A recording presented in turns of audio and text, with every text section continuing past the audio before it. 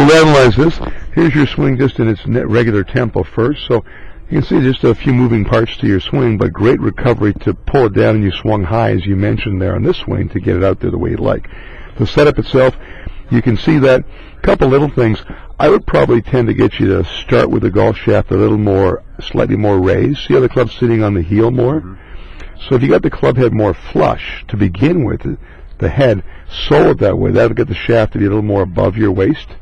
And once you establish that shaft angle, then you could proceed to tilt from the hips a little bit, flex the knees afterwards, so we establish better body angles and a more connected distance or closer distance to the ball regularly, right, with every club. Shoulders, the big things, we just kind of square them up a little better so that your shoulders are a little more lined up over top of your hips and your feet and not lined up left or open as you felt and as what was happening. So just balance and alignment are huge for you. As we watch you take the club away from the ball, you can see how the club's got to kind of get almost like lifted with your forearms and hands, picked up off the ground. Shoulders haven't really moved yet.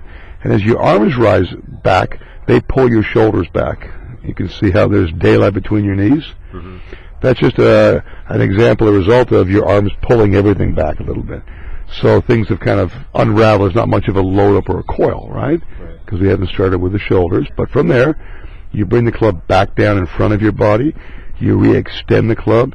You actually squared this one up and turned your hands over and released it and swung out into that high finish that you've been talking about. And that would have been a good result, but sometimes it's tough to get there because it's all timing, right? So really, better posture, better balance. I'll give you a drill you can do in your office if you wanted to. In front of a mirror, you'd stand your normal height. You'd tilt from your hips forward like a ski jumper. A little knee bend with your chin out. Let your arms drop. If your arms hang suspended, naturally, that's where a golf club goes, right? They wouldn't be out here, you know what I mean, or in different positions. You wouldn't search for it. So that's a very simple mirror drill for posture and balance.